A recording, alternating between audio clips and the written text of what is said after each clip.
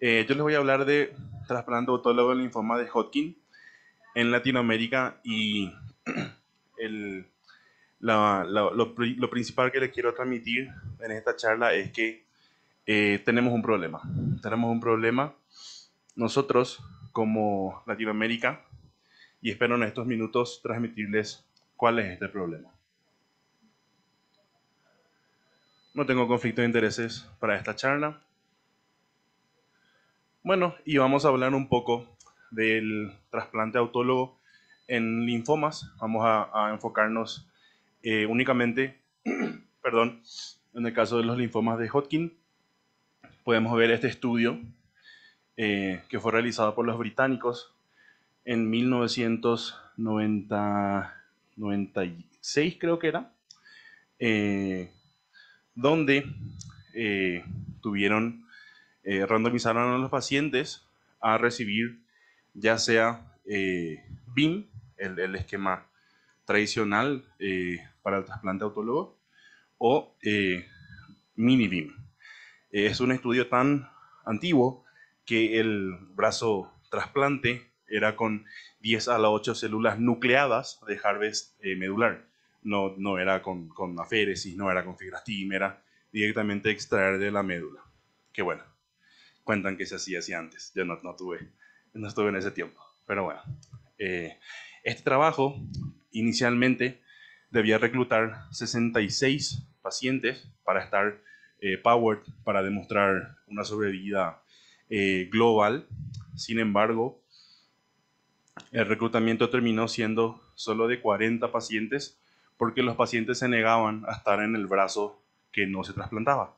Los pacientes no querían estar en el brazo que no se trasplantaba.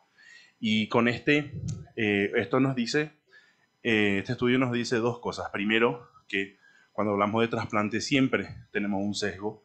Por eso es muy difícil tener estudios randomizados en trasplante porque el, el, el, el, el paciente trasplantado y el equipo médico siempre sabe, por supuesto, cuál paciente se trasplantó y cuál no.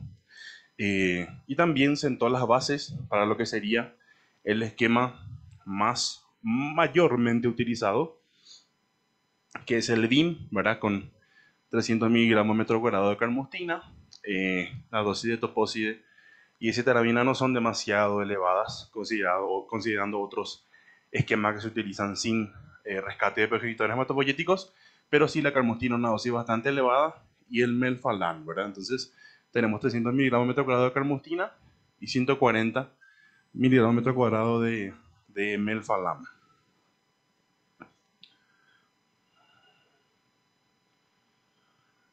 Bueno, luego tenemos este siguiente estudio que, que fue presentado ya por la doctora von Glassena el día de ayer. Eh, es un estudio, perdón, también randomizado, ya un poco más nuevo del 2002, donde los pacientes al momento de la recaída o de la progresión fueron randomizados, ya sea a eh, perdón, Dexavim por 2 ciclos, que es el mini BIM pero con dexametasona, eh, y luego si estaban en remisión, ya sea completa o parcial, un brazo continuaba recibiendo Dexavim más radioterapia a la enfermedad residual, que era lo común, el estándar en ese momento, o un trasplante autólogo con esquema BIM. Y nuevamente, eh, en este trabajo no se demostró una N de 166 pacientes, ya más pacientes, pero no se demostró sobrevida global. Sobrevida, solamente fue demostrado una beneficio en libertad de falla de tratamiento, que sería una progression free survival, básicamente, ¿no? Y este estudio fue por el Lymphoma Working Party del EBMT y el grupo alemán. Pero ¿por qué nuevamente tenemos de alguna forma, no puedo explicar yo al leer el trabajo, pero sí tenemos nuevamente un sesgo, si bien los pacientes en teoría fueron randomizados al momento de la recaída o la progresión, eh, sin saber si iban a ir a trasplante o no, tenemos que en el brazo que fue a trasplante teníamos 40% de remisiones completas en la totalidad de los pacientes versus 25% en el brazo que no fue a trasplante. Entonces, desde el vamos, teníamos casi el doble de pacientes en remisión completa en el brazo que fue a trasplante versus el brazo que no fue a trasplante, que de por sí ya nos definiría un grupo distinto de pacientes, ¿verdad? Y bueno, y estas son las curvas del estudio del Progression Free Survival, donde se ve claramente una separación de las curvas estadísticamente significativa, ¿cierto? Pero teniendo en cuenta este detalle, si podemos llamarlo así, ¿no? Entonces, ya vimos que tenemos problemas cuando hablamos de trasplante si, si queremos hacer estudios randomizados. Entonces, ¿qué nos queda? Bueno, los estudios de registro, los estudios grandes, con grandes cantidades de pacientes, donde esperamos que la cantidad de pacientes puedan tener un peso estadísticamente significativo mayor que cualquier confounder pequeño que puedan tener estos pacientes. Entonces, les doy un ejemplo en el que participamos como Latinoamérica en el estudio WAUTIM, que se presentó en ASH en el 2022. Son 61.725 pacientes de 629 centros en todo el mundo con mieloma.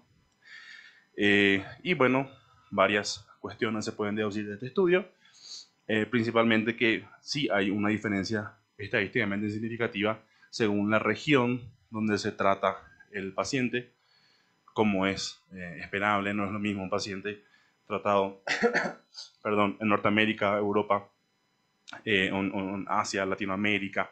Son pacientes que tienen acceso a distintas terapéuticas.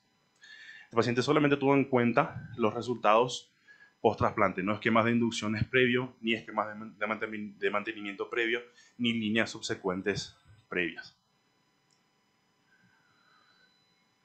Lo que sí permitió ver este estudio con una N de pacientes bastante interesantes fue que independiente de la región donde se trate el paciente, la mortalidad relacionada al trasplante hoy día del trasplante autólogo de mieloma, del Melphalan 200, es de más o menos 1%. O sea que con este estudio yo les puedo decir a mis pacientes hoy en consultorio, porque es una pregunta que tienen los pacientes, cuál es la mortalidad que tiene este procedimiento, y bueno, es del 1%, básicamente, ¿verdad? Con seguridad. Y también tenemos, por supuesto, estudios de registro en linfomas de Hodgkin, y aquí tenemos uno del EBMT, que fue presentado hace bastante tiempo, 1998-97 creo que era, que sentó las bases para muchas cosas que hacemos hoy en día. Por ejemplo, en este estudio, los pacientes no tenían que estar necesariamente en remisión para ir al trasplante autólogo. Los pacientes de la recaída muchos iban al trasplante sin estar en remisión, entonces se pudieron determinar 3 grupos de pacientes: aquellos que estaban en remisión al ir al trasplante autólogo, es decir, que recayeron, recibieron una segunda línea, entraron en remisión completa y luego fueron al trasplante. Un grupo que directamente era refractario y demostrado refractario al tratamiento quimioterápico, que hoy en día lo llamaríamos quimiorefractarios, y que por supuesto no andan bien con el trasplante autólogo. Pero tenemos un tercer grupo, que eran los pacientes que se trasplantaban directamente después de la recaída, sin cerciorarse de que sea quimiorefractario o quimiosensible, y estos pacientes presentan un tercer grupo aquí en medio, donde teníamos pacientes, por supuesto, que respondían y pacientes que no, pero no hay una diferencia significativa en estas curvas. Entonces, este estudio sentó la base para que lo que estaba hablando ayer la doctora Lana, que aparentemente el tipo de segunda línea que recibió el paciente no parece ser significativa. Más importante es que el paciente tenga quimiosensibilidad. Estamos hablando de 1997, 98. Esto, por supuesto, se demostró más adelante. Y que era difícil determinar la sensibilidad en el Hodgkin por las grandes masas residuales que pueden quedar eventualmente. Que bueno, hoy en día para eso tenemos el PET, ¿verdad?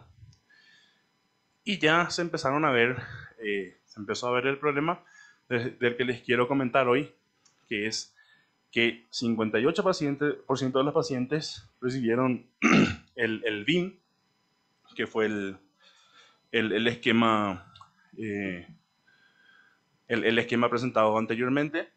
20% recibió CBB, que es ciclofosfamida, carmustina y etoposide. O sea que un poco más de la mitad recibió BIM y el resto recibió otros esquemas. Desgraciadamente, el segundo esquema más utilizado siguió siendo con carmustina, que es el CBB. Otros 14%, ciclo más radioterapia un 6%, y otros más, es radiación corporal total, sería RCT, 1%. Bueno, a pesar de eso, no diría a pesar, porque como demostró la doctora Lana, sí hay varios estudios ya hoy de segunda línea y trasplante, ya sea con brentuximab, DAB, SHAB, ICE, secuenciales, lo que nos parezca, PD1, y se ve cómo el trasplante puede consolidar estas respuestas. Creo que nadie acá, ante un paciente joven con una enfermedad quimiosensible en una primera recaída, no trasplantaría a su paciente, ¿verdad? Y de hecho que está recomendado en la mayoría de las guías y también en las guías regionales. Y bueno, y pasamos a la situación que nos atañe, que es cómo estamos en Latinoamérica. Este es un Activity Survey de la LABMT que fue publicado en el 2022. Demostró la actividad en el LABMT de 2012 al 2018 y enfocándonos particularmente en 2018 teníamos 90 trasplantes autólogos reportados en linfomas de Hodgkin en Latinoamérica en un año, con 127 centros en 14 países. Pero bueno, como ya se habló hasta el hartazgo en esta reunión, ¿verdad? En Latinoamérica es una zona bastante heterogénea, no solamente interpaíses, sino intrapaíses, en los países grandes, México, Brasil, incluso Chile por su extensión, no es factible tener muchas veces un centro de trasplante que quede tan cercano al paciente. Y también el acceso a las drogas varía mucho dependiendo de cada país. Entonces, procedimos a hacer una encuesta en varios países de common practices en linfoma de Hodgkin, qué esquema utilizan para trasplantar a sus pacientes.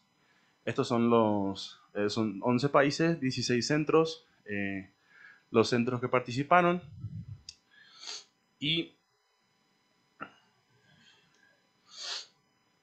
si esta diapositiva les marea es porque esa es la idea, esa es la situación de nuestros pacientes hoy en día que se trasplantan con linfoma de Hodgkin en Latinoamérica. Perdón. No incluí, a propósito, en este trabajo manto, que se puede trasplantar muchas veces con radioterapia corporal total, difuso células B, porque pueden ser muchas entidades que a lo largo de los años cambiaron de denominación. En linfomas T, que se habló bastante aquí, esto es solamente Hodgkin. Y bueno, vemos que el BIM es el esquema principal en 91% de los pacientes. El esquema principal está señalado, estos son los países, y el esquema principal está señalado por la flecha celeste. Paraguay y México son los únicos dos países que reportan además otro esquema principal, aparte del BIM. En Paraguay el melfalán topóside y en México, segundo, creo que es bendamustina melfalán. Sí, bendamustina melfalán. Bueno, y todos, esto sí es lo que les quiero comentar, ¿verdad? Que todos los países cuentan con uno o más esquemas secundarios en caso de no contar con los medicamentos necesarios para el esquema, con la excepción de Chile. Es decir que todos los países tienen el DIM como principal, pero si no tengo melfalán, le hago este. Si no tengo carmustina, le hago este otro. Y si ahora no tengo ni melfalán ni carmustina, le hago esto. Y si tengo, entonces bueno, de ahí sale esta gráfica que tenemos distintos esquemas, el BIM, el Vendavim, el BEAC, Genbumel, LIM, que se usa en Brasil, que es con lomustina. Gracias, tengo acá. Que es con lomustina. Estuvimos, no sé si Perini está por ahí, pero estuvimos comentando el caso de Brasil. La lomustina fue un medicamento que históricamente entró muy fuerte en Brasil. Ellos empezaron a usarlo en su momento, no así en el resto de Latinoamérica, y hasta ahora ellos siguen usando ese esquema para sus trasplantes cuando no tienen el BIM disponible. Pero más allá de eso, la idea, bueno, entonces el factor determinante principal es el acceso a drogas, ¿verdad? Es el problema que tenemos como Latinoamérica. Entonces estas son las preguntas que les quiero dejar y que luego podemos discutir. ¿Son realmente intercambiables los distintos esquemas? En cualquier otra patología no estaríamos discutiendo esto, ¿verdad? Pero ¿puedo realmente cambiar una droga por otra como si nada y tener la misma respuesta? Entendiendo que lo principal es que el paciente, entre comillas, aplacie y vuelva a recuperarse. Porque si es así, y tenemos el caso de México, que tiene pacientes reportados con melfalán 200, por ejemplo, como les comenté, el melfalán 200 tiene 1% de mortalidad relacionada al trasplante, mientras que el BIM tiene históricamente 20 a 30, aunque hoy en día eso es más cercano al 10%, pero igual es 10 veces más que un melfalán 200. Entonces yo con un melfalán 200 es suficiente porque le estoy overtreating a mi paciente con algo que tiene mayor mortalidad. Bueno, eso es lo que tenemos que responder. Y como decíamos ayer, como decía el doctor Flowers y Luis, son preguntas que son nuestras, son para Latinoamérica, porque Estados Unidos tiene el DIM o tiene un esquema definido y no le faltan las drogas. Nosotros somos los que tenemos el problema de que nos falta una, nos falta la otra. También preguntas secundarias que vamos a responder. ¿Cuál es el acceso de los pacientes a drogas nuevas, como brentuximab o inhibidores de PD-1? Al hacer esta encuesta, la mayoría de los centros respondió que tiene acceso a ambos, pero nuevamente tenemos un gran sesgo, que estos son centros de trasplante de ciudades importantes, donde, bueno, por supuesto se realizan trasplantes, entonces ya no estamos hablando quizás del paciente común y corriente. ¿Cuál es el acceso de los pacientes en la TAM al PET? Para determinar quimiosensibilidad y, bueno, y eventualmente acceso a células CAR. Entonces, lo que vamos a hacer ahora en una siguiente etapa es recopilar datos de outcome ya de toda Latinoamérica y tratar de responder estas preguntas como GEL y ver si podemos obtener respuestas que sean aplicables a nuestra realidad. Quería nada más agradecer a los distintos colegas que estuvieron aportando data para este proyecto y que, bueno, espero lo sigan haciendo y espero se vayan sumando más. Bueno, eso es lo que les quería compartir el día de hoy. Este es nuestro equipo de hematología en el Hospital Central del IPS. Muchas gracias. Yo quiero preguntarte, ¿qué porcentaje de los centros que entrevistaron realizan trasplantes ambulatorios? Y ¿qué opinión te da pues la cantidad de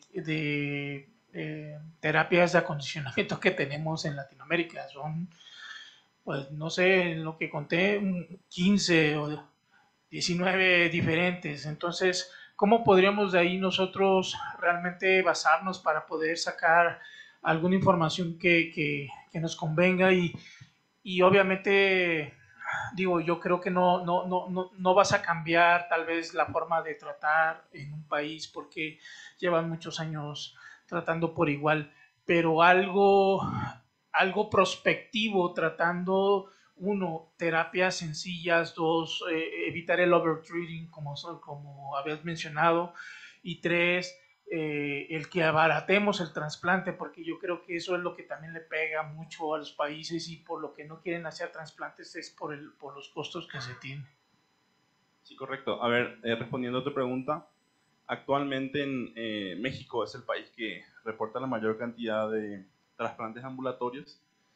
El hospital donde está el Hospital de Clínicas de San Pablo, donde está el equipo de Vanderson, quiere implementar ahora los trasplantes ambulatorios, pero en mieloma. Para empezar, el trasplante ambulatorio es una buena idea, tiene menor morbilidad, el paciente pasa mejor, tiene mejor patient reported outcomes. Lo que sí está recomendado es que el equipo que realiza el trasplante esté bastante sólido, y también algo que ya tiene más que ver con nuestros pacientes, del contexto social del paciente, por supuesto. Nivel de educación, comprende de órdenes, está cerca del centro, cosas así. También respondiendo a tu pregunta de la cantidad de esquemas que tenemos, hay que cometer una infidencia. Esto no pasa solo en trasplante autólogo, por supuesto. Pasa también en halogénico, pasa en haplo. En el mundo del trasplante está muy acostumbrado a ser bastante artesanal la combinación que se utiliza. Si bien los esquemas están definidos, hay cambios. Y se dice coloquialmente que el mejor esquema es con el que estás más familiarizado. Pero bueno, eso lleva a que pasen estas cosas, ¿verdad? A lo largo de años y décadas, donde anteriormente teníamos un mundo más dividido, hoy estamos todos acá y no sé cuántos cientos conectados online. Quizá podamos ir trabajando en ir homogeneizando más estas ramas que algún día fueron saliendo, pero claro, es el resultado de todos estos años y principalmente del acceso a las drogas.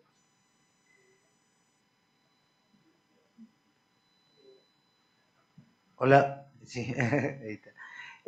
Primero lamento que no esté Argentina en la serie, llegamos tarde. No, sí está. Ah, Ana Vasquiera. ok, Sí, sí. ok, bueno, pero somos 22 grupos de trasplante y nosotros, porque no pudimos reportar, pero y se está haciendo trasplante desde hace mucho tiempo. Un par de comentarios. Primero, hay un grupo muy fuerte en Latinoamérica, que es el grupo de Latinoamérica de trasplante, que probablemente que él podría contactar Yo soy para... el secretario. Vos sos el secretario, ahí está Jaimovich y ha estado, qué sé yo, bueno, yo creo que trabajando conjunto se puede hacer mucho. Lo segundo que he visto a lo largo de...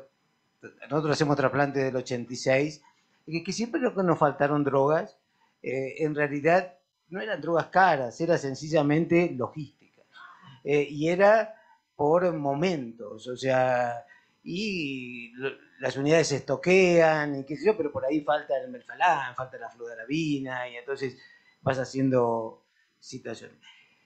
Un punto aparte, la tiotepa para el trasplante del primario del sistema nervioso central, que hay que hacer un pedido especial y eso tendríamos que ver cuántos se trasplantan en Latinoamérica para pedir que desembarquen de nuevo con la tiotepa, porque la verdad que es un problema grande, porque los otros van y vienen permanentemente.